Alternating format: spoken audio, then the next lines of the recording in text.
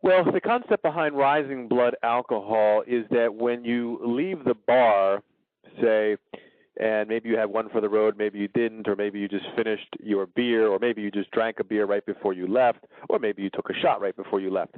Your alcohol level may be at one point, at one number, but as you begin to drive down the road and your body begins to metabolize the alcohol that was sitting in your stomach, your alcohol content is now on the rise.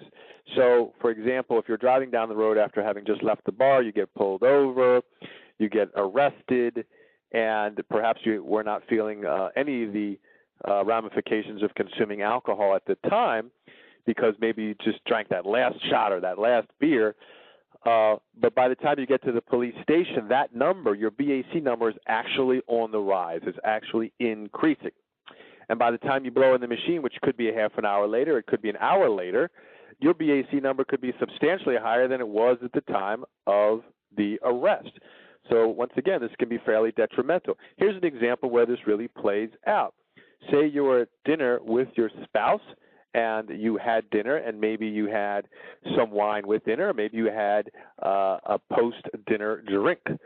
And then on the way home, you have the unfortunate event of being stopped for DUI and arrested. Well, if there was food in your stomach at the time that you were drinking the alcohol would be more or less sitting on top of that food. And as your body digests the food and then moves on to the alcohol, your BAC limit at that point in time could be an hour later, could go up substantially because your body is now metabolizing and or digesting the alcohol, which now is going to give an artificially high BAC, which you did not have when you left the bar, nor would you have had it if you left the restaurant and went directly home. You would not have had such a number, but an hour later when everything is being digested, your BAC number could be much higher.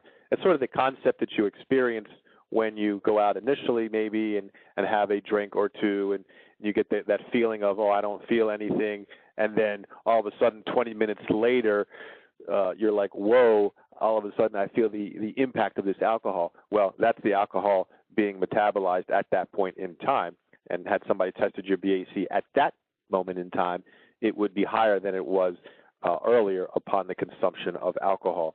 So this is another concept that does affect one's BAC and can be problematic in a BAC or DUI arrest.